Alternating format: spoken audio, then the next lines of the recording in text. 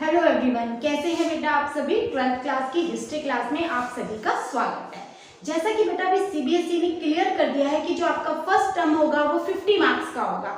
40 marks जिसमें objective type questions आएंगे और 10 मार्क्स का आपका प्रोजेक्ट होगा। अब फर्स्ट टर्म में जो 40 मार्क्स ऑब्जेक्टिव टाइप क्वेश्चंस आ रहे हैं हिस्ट्री में, तो बेटा उसमें सिंपल एमसीक्यू क्वेश्चंस हो सकते हैं, लेकिन साथ ही साथ सीबीएसई ने बताया कि इसमें केस स्टडी क्वेश्चंस भी आएंगे।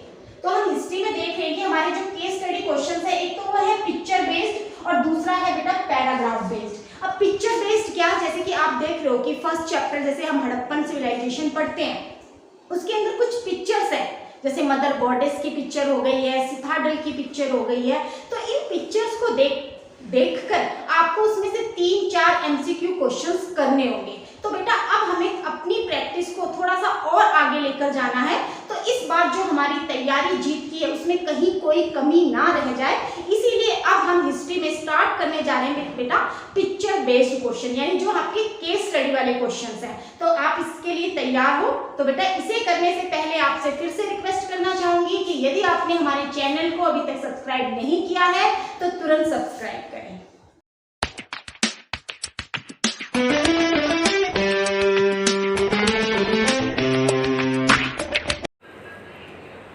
अपनी स्क्रीन पर बेटा एक पिक्चर देख रहे हो। यह आपके चैप्टर 1 ईंटें, मनके तथा अस्थियां से ली गई है और एनसीईआरटी की बुक में पेज नंबर 8 पे आप इस चित्र को देख सकते हैं बेटा। यह मोहनजोदड़ो में स्थित दुर्ग का मानचित्र दर्शाया गया है। आइए देखते हैं इससे संबंधित प्रश्नोत्तर। पहला प्रश्न है, मोहनजोदड़ो के दुर्ग में स्थित 2 महत्वपूर्ण इमारतों की पहचान कीजिए। विशाल स्नानागार व विशाल मंदिर। विशाल स्नानागार व माल गोदाम, जलाशय व राजमहल, जुते हुए खेत व वेदियाँ। तो इसका बेटा सही जवाब है कि मोहनजोदड़ो के दुर्ग में स्थित जो 2 महत्वपूर्ण इमारतें हमें मिली है वह है विशाल स्नानागार व माल गोदाम। दूसरा प्रश्न है, मोहनजोदड़ो के दुर्ग में मिले विशाल स्नानागार का प्रयोग संभवतः होता होगा तैराकी के लिए, विशेष अनुष्ठानिक स्नान के लिए, कपड़े धोने के लिए या फिर औरतों के नहाने के लिए। तो बेटा इसका सही जवाब है कि जो हमें विशाल स्नानागार मिला है इसका प्रयोग होता होगा विशेष अनुष्ठानिक स्नान के लिए। तीसरा प्रश्न, निम्नलिखित कथन को पढ़िए। पहला कथन है, विशाल स्नानागार एक गोलाकार जलाशय था। दूसरा कथन है, जलाशय के तल तक जाने के लिए इसके उत्तरी और दक्षिणी भाग में 2 सीढ़ियां बनी थी। अब आपको बताना है कि इसमें से कौन सा कथन सही है या फिर दोनों सही हैं या फिर दोनों गलत है बेटा। पहला कथन है, विशाल स्नानागार एक गोलाकार जलाशय था। ये कथन बिल्कुल गलत है। विशाल स्नानागार एक आयताकार जलाशय था। और दूसरा कथन कि जलाशय के तल तक जाने के लिए इसके उत्तरी और दक्षिणी भाग में 2 सीढ़ियां बनी हुई थी, तो यह कथन सही है। तो इसका सही उत्तर हुआ कि केवल बी सही है।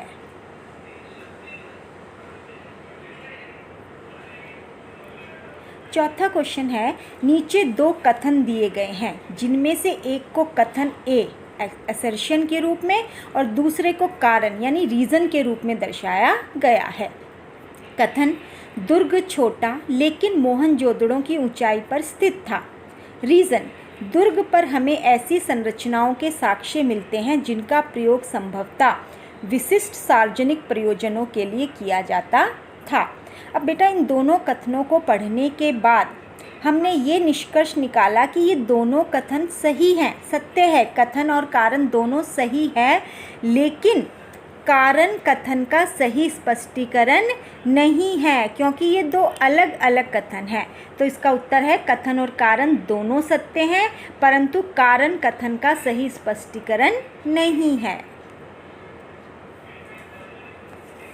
अब आप ये दूसरा चित्र देख रहे हैं बेटा, यह आपका चैप्टर 7 एक साम्राज्य की राजधानी विजयनगर से लिया गया है। पेज नंबर एनसीईआरटी बुक के पेज नंबर 180 पे आप इस चित्र को देख सकते हैं। यह महानवमी डिब्बा का चित्र है। चित्र पर आधारित प्रश्न है। पहला, महानवमी डिब्बा का आधारीय माप था 120 वर्ग फुट, 1100 वर्ग फुट, 11,000 वर्ग फुट या फिर 12 वर्ग फुट। तो इसका सही जवाब है बेटा, महानवमी डिब्बा का आधारीय माप था 11,000 वर्ग फुट। दूसरा प्रश्न है बेटा, महानवमी डिब्बा से जुड़े अनुष्ठान है दशहरा, दुर्गा पूजा, नवरात्रि या फिर उपरोक्त सभी। महानवमी डिब्बा से जुड़े जो अनुष्ठान थे बेटा वो 9-10 दिन तक वहाँ मनाए जाते थे, तो इसलिए इसका सही जवाब है उपरोक्त सभी। तीसरा प्रश्न, महानवमी डिब्बा पर होने वाले अनुष्ठानों के संदर्भ में असत्य कथन है, असत्य गलत जो कथन है। पहला, शासक द्वारा अपने रुतबे, ताकत और अधिकार का प्रदर्शन, यह केवल मनोरंजन के लिए थे, नायक राजा के लिए बड़ी मात्रा में भेंट लाते थे या फिर उपयुक्त सभी। तो बेटा इन चारों कथन में से जो कथन असत्य है वो यह है कि यह केवल मनोरंजन के लिए थे, यह कथन गलत है। चौथा प्रश्न है, महानवमी डिब्बा की आधारीय संरचना जिस पदार्थ की बनी हुई थी वह है पत्थर, कच्ची मिट्टी, लकड़ी या फिर लोहा। तो इसका सही जवाब है बेटा लकड़ी। अब आप अपने स्क्रीन पर एक और चित्र देख रहे हैं बेटा, ये लेसन 6 भक्ति सूफी परंपरा से लिया गया है और एनसीईआरटी बुक के पेज नंबर 145 पे ये चित्र बना हुआ है। तो चलिए चित्र पर आधारित प्रश्नों को देखते हैं। पहला प्रश्न, यह चित्र है शिव भक्त करिकाल अमियार का, विष्णु भक्त करिकाल अमियार का, शिव भक्त अंडाल का या फिर विष्णु भक्त अंडाल का। तो इसका सही जवाब है बेटा यह चित्र है शिव भक्त करिकाल अमियार का।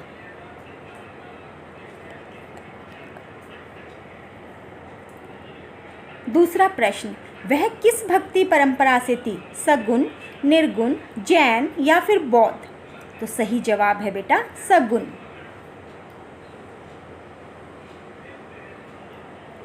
तीसरा प्रश्न, करिकाल अमियार भारत के कौन से क्षेत्र में उभरी, उत्तर भारत, दक्षिण भारत, पूर्वी भारत या फिर पश्चिमी भारत।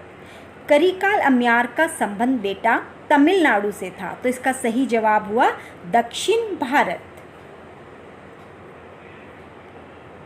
चौथा प्रश्न है, नीचे दो कथन दिए गए हैं जिनमें से एक को कथन ए असर्शन के रूप में और दूसरे को कारण रीजन के रूप में दर्शाया गया है। कथन है स्त्री भक्तों ने अपने सामाजिक कर्तव्य का परित्याग किया। कारण, स्त्री भक्त किसी वैकल्पिक व्यवस्था अथवा दक्षिणी समुदाय की सदस्य नहीं बनी। अब ये दोनों ही कथन बेटा सही हैं, लेकिन कथन कारण का स्पष्टीकरण नहीं है। तो ये दो अलग अलग कथन है, तो इसका सही उत्तर है कि कथन और कारण दोनों सही हैं और कारण कथन का स्पष्टीकरण नहीं है। अब एक दूसरा चित्र देखिए बेटा, अपनी स्क्रीन पे आपको नज़र आ रहा है। यह भी आपकी बुक एनसीईआरटी बुक में जो पाठ 4 है, विचारक, विश्वास व इमारतें, 103 पेज पर ये चित्र दिया है। मथुरा से प्राप्त बुद्ध के इस चित्र को ध्यानपूर्वक देखिए और निम्नलिखित प्रश्नों के उत्तर दीजिए। पहला प्रश्न है, बौद्ध धर्म में जीवन का परम लक्ष्य माना गया है बोधिसत्व बनना, सत्य के मार्ग पर चलना, पुनर्जन्म या फिर निर्वाण प्राप्त करना। तो इसका सही जवाब है बेटा बौद्ध धर्म में जीवन का परम लक्ष्य माना गया है निर्वाण प्राप्त करने को। दूसरा प्रश्न है, बौद्ध शिक्षाओं के अनुसार एक व्यक्ति निर्वाण प्राप्त कर सकता है ज्ञान प्राप्त करके, बोधिसत्व बनकर, अहिंसा के मार्ग द्वारा या फिर व्यक्तिगत प्रयासों द्वारा। तो इसका सही जवाब है बेटा कि व्यक्ति निर्वाण प्राप्त कर सकता है व्यक्तिगत प्रयासों द्वारा। तीसरा प्रश्न है, बौद्ध धर्म की पुरानी परंपराओं को अपनाने वाले कहलाए हीनयान, महायान, बोधिसत्व या फिर निर्वाण। तो सही जवाब है बेटा पुरानी परंपराओं को अपनाने वाले कहलाए थे हीनयान और जिन्होंने नई परंपरा को अपनाया वो कहलाए थे महायान।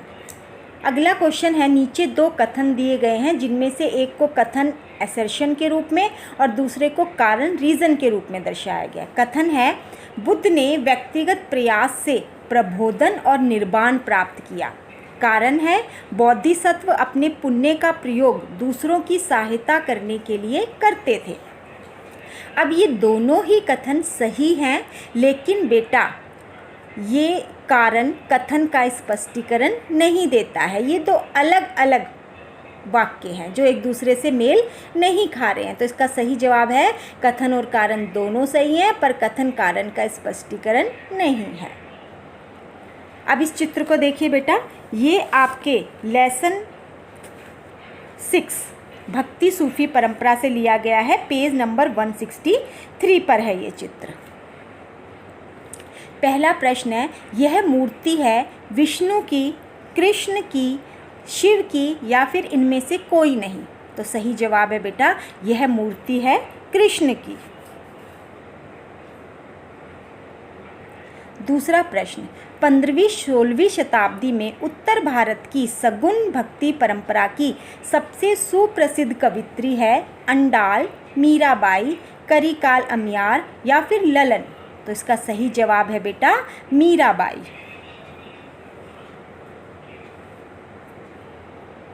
अगला प्रश्न है, मीराबाई राजकुमारी थी मारवाड़ की, वृंदावन की, द्वारका की या फिर कांगड़ा की?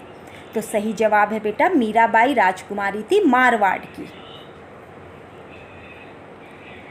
चौथा प्रश्न, मीरा के गुरु थे कबीरदास, रैदास, रामानंद या फिर रहीम? तो सही जवाब है बेटा मीरा के गुरु थे रैदास।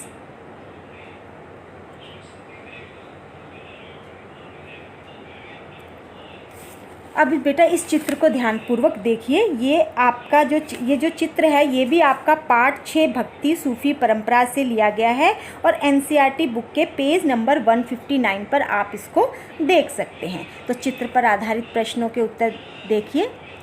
प्रस्तुत इमारत चित्र संबंधित है सल्तनत काल से, विजयनगर साम्राज्य से, मुगल काल से या फिर ब्रिटिश काल से?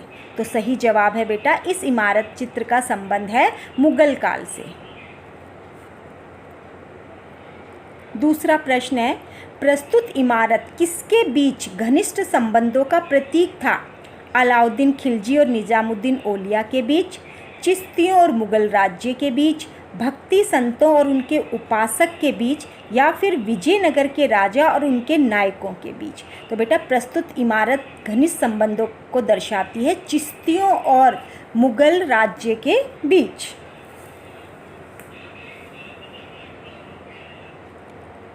यह इमारत बनाई गई थी अकबर के द्वारा, शाहजहां के द्वारा, कृष्णदेव राय के द्वारा या फिर शेख मोइनुद्दीन चिश्ती के द्वारा? तो सही जवाब है बेटा यह इमारत बनवाई गई थी अकबर के द्वारा। यह शेख सलीम चिश्ती की दरगाह है। चौथा प्रश्न है, प्रस्तुत इमारत स्थित है दिल्ली में, एमपी में, आगरा में या फिर फतेहपुर सीकरी में? तो सही जवाब है बेटा यह इमारत स्थित है फतेहपुर सीकरी में। अब इस चित्र को भी बेटा ध्यानपूर्वक देखिए। ये आपके लेसन 6 भक्ति सूफी परंपरा पार्ट में दिया गया है चित्र और एनसीईआरटी की बुक के पेज नंबर 141 पे आप इस चित्र को देख सकते हैं। तो चलिए चित्र पर आधारित प्रश्नों को देखते हैं। पहला प्रश्न है, प्रस्तुत आकृति में दाहिनी ओर है भगवान जगन्नाथ, महाकाल, शिव या फिर बुद्ध? दाहिनी ओर बेटा जो राइट हैंड साइड है, राइट हैंड जो चित्र दिखाया गया है वह है भगवान जगन्नाथ जी का। दूसरा प्रश्न है, आकृति के बीच में जो देवी स्थित है उनका नाम है जानकी, सुभद्रा, लक्ष्मी या फिर पार्वती? तो सही जवाब है बेटा सुभद्रा।